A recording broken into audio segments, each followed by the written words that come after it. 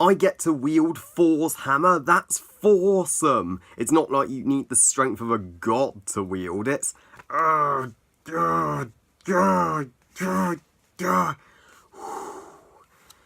Okay, I take that back.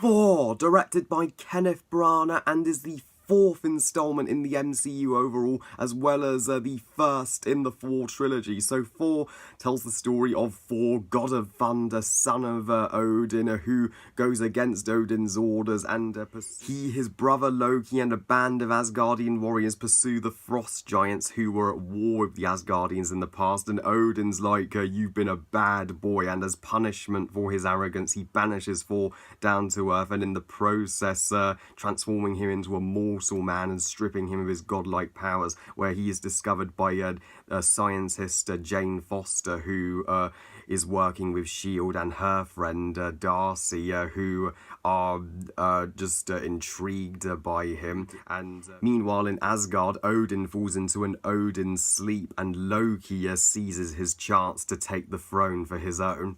Yeah, kind of sounds similar to that movie, doesn't it?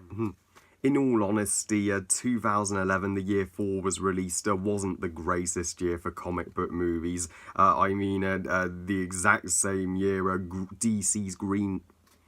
In all honesty, 2011, the year Thor was released, wasn't the greatest year for comic book movies. For example, Green Lantern was released that very same year, and... sorry DC, I wish I could defend that movie as I defend the DCU, but Green Lantern, it's one of your weaker movies. Even the two MCU movies to be released that year, Thor and Captain America the First Avenger, it's universally agreed upon nowadays that they're not terrible, but they certainly fall under the average category according to the general consensus. Thor is... totally my least favourite MCU trilogy and franchise, but that being said, of the Thor trilogy, this is easily my favourite, is Thor THORSOME. Not exactly, it isn't necessarily awesome, but it's certainly decent. This is the one Thor movie that I've gone back to more than once. I've never sat through the other two again, so let's get into the positives for Thor. Chris Hemsworth as Thor. This role puts Chris Hemsworth on the map. He makes Thor an amazing Thor. This version of Thor, he's that classic coming-of-age hero. He's a Marvel's version of King Arthur. Only King Arthur had his sword Excalibur. Thor has his mighty hammer. And Natalie Portman as Jane. I am just sick of fans bashing Jane for unjustified reasons, because Jane is super awesome. She is, along with Pepper and Bessie, among my top 3 MCU love interests. She is... being a scientist, she's not only intrigued by Thor, but I felt like she actually cared about him and super wanted to help him, get back to Asgard and get back to his people, and it's adorable seeing them become closer throughout the film, and her intern Darcy, played by the cute Kat Demmings. She's also severely underrated. She's extremely lovable and innocent and naive, and she's hilarious. She has the best lines of dialogue in the movie. Jane and Darcy are the hearts of the four movies, and they were tremendously missed in Thor Ragnarok, which made Thor Ragnarok, as you all know, my least favourite in the Thor trilogy. Sure, I'm in the minority there, but I don't care. I still stand by my original thoughts on Thor Ragnarok, and Asgard is a wonderful MCU location. It's literally a place fit for gods, and Loki, Thor's adoptive brother, he's hands down one of the few MCU villains that showed villains in Marvel can be great. There's no denying. Can Tom Hiddleston play villains more often? Because this is his best role to date. I don't blame Marvel for picking Loki to be the antagonist of the Avengers.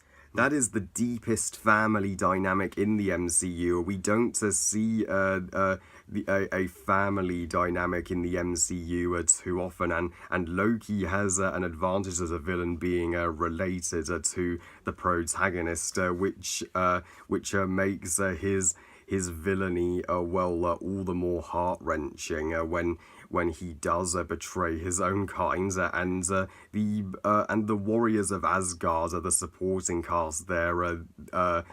Sif and Helamir, played by Jamie Alexander and Idris Elba, they were badass and freaking awesome. How come they didn't get more screen time? Yep, the Asgard moments are the greatest moments in this movie, and even the action sequences here. This is the best action in the Thor trilogy by far, especially the Frost Giants battle in the first act. Boy, was that an epic battle. It had a Game of Thrones vibe to it, but none of the action in this movie ever lives up to that battle. And the soundtrack, composed wonderfully by Patrick Doyle, is magnificent. It does a movie about hammer-wielding gods' justice. However, guys, Thor isn't the masterpiece that it's trying to be. So this brings us to the negatives. Why the hell did this movie choose to take place for the majority of its running time on boring, dull Earth? The Earth scenes in this movie, man, they drag. I'm like the movie, the Asgard moments were perfect. Do you know what the movie should have been? It should have been Jane and Darcy coming to Asgard and just being blown away by this glorious godlike world, and actually have them be involved in the Loki, Frost Giant, and Odin storyline. Asgard should have been the one location for the entire movie, not just parts of the movie, and so the pacing totally stalls in the middle act of this movie, and just the plot in general, like I said, is too similar to Disney's Hercules, which is clearly the stronger movie, but that's a review for another day. Just the whole idea of a god who is banished to Earth and must regain his godhood to return to his people. I'm like, this storyline has been done to death. even though Darcy's lines were the funniest lines in the film, the rest of the comedy is poor. It's a movie that's attempting to tell a dramatic storyline about tension and fallings out in a royal family, and it's attempting to integrate comedy into that. The humour simply didn't need to be so constant. Just have Darcy make the jokes because her jokes are actually funny. So as my final thoughts for despite the movie taking the wrong direction for me, I'd rather the movie was permanently set on Asgard and have barely any of it on Earth. Thor is still totally the best Thor movie in the Thor trilogy, and that isn't saying much. That isn't saying much, I know, nor is this one of the best MCU movies by any means, but it showed a promise. It nearly reached its full potential of being Thorsome. I give Thor 3.5 stars out of 5. Good movie. So yeah, this was the peak of the Thor trilogy because it would only get worse as it went along. Well, I love you guys. Thank you all for watching. I hope you guys enjoyed this review. And what do you think of Thor? Please comment and let me know. Please like this video and subscribe. Please follow on Twitter and on Google Plus and on Instagram. And I'll see you next time when I review Captain America: The First Avenger. And remember, movies are us. Bye, guys.